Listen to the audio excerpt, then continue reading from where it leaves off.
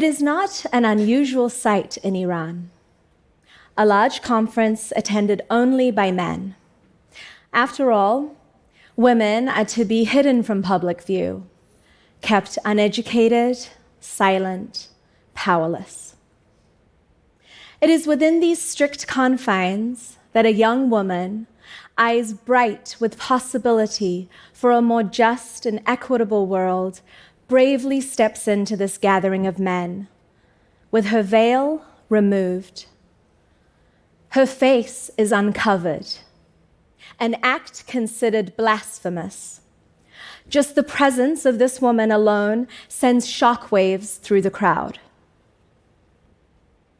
She declares that the time has come to break away from antiquated traditions and step into a new era of human consciousness, in which every person is free to choose their own path. Soon after, she is imprisoned, charged with spreading corruption on earth and sentenced to death. This woman was Táhirih, a poet, a mystic, a champion for human rights. Now, this story may sound like a recent headline from Iran, but it actually took place nearly 200 years ago in 1848. When I look at my birthplace of Iran today, I have to ask, what's changed? Have we made any progress? I see Tahirih's fate being replayed in the lives of other courageous women who at this very moment are choosing nonviolent means, such as speaking out and removing their hijabs to proclaim their freedoms. And tragically, just like Tahirih, their lives and the rights they are defending are being stamped out and suffocated. It's easy to feel hopeless. It's easy to feel defeated. Yet, within their stories and within hers, I do see progress.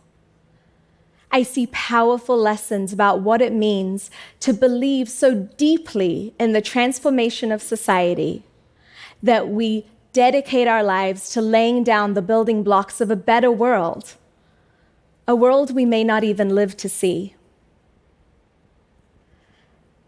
Tahirih's life is an example of being undeterred by our limitations and our constraints.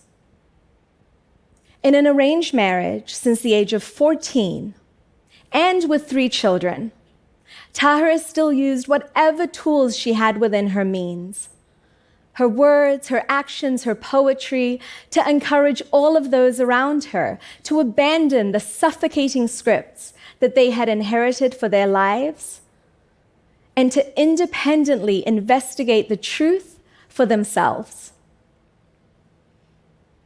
She was met with hostile opposition, abuse, and imprisonment.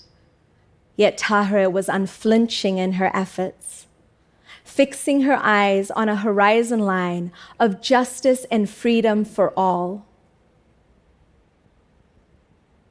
Through Tahirih's actions, we understand the power that sacrifice has in awakening a collective consciousness. Though much of her writing and her poetry was destroyed after her death, her legacy could not be extinguished. So many hearts were transformed by the teachings that she spread, and the seeds of possibility that she planted for equality and freedom are now bursting through the soil of Iran, as evidenced in these brave, youthful, female-led protests that erupted following the tragic death of Mahsa Jina Amini, the 22-year-old Kurdish Iranian woman who died in police custody after being arrested for improperly wearing her hijab.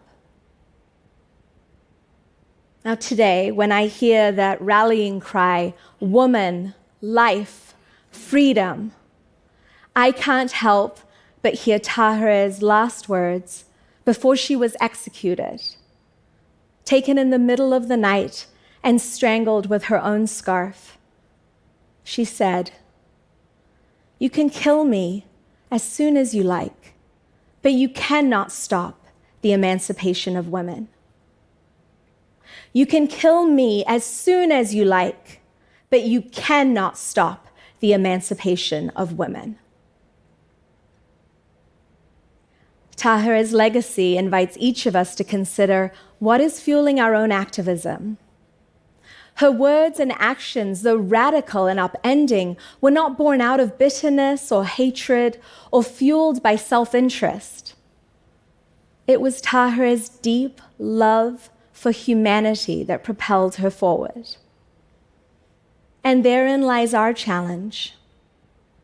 Can we stand up against oppression and injustice while deeply rooting our thoughts, our words, our actions in compassion and love?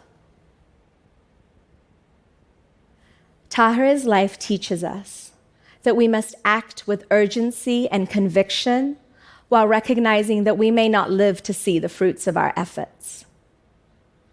We cannot expect immediate gratification in our pursuit of justice, because the transformation of society is a multi-generational endeavor. So what can we do?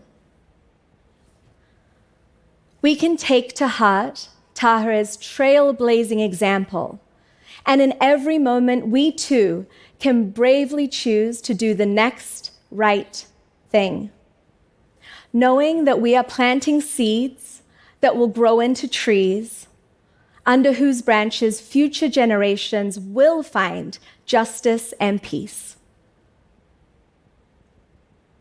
I want to end with a poem of Tahirih's, translated from its original language of Farsi.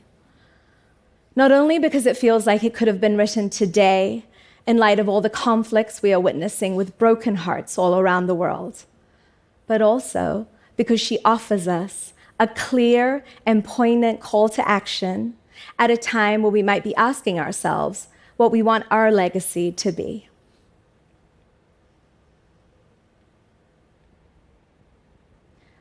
Let warring ways be banished from the world. Let justice everywhere its carpet throw. May friendship reconcile ancient hatreds. May love grow from the seed of love we sow.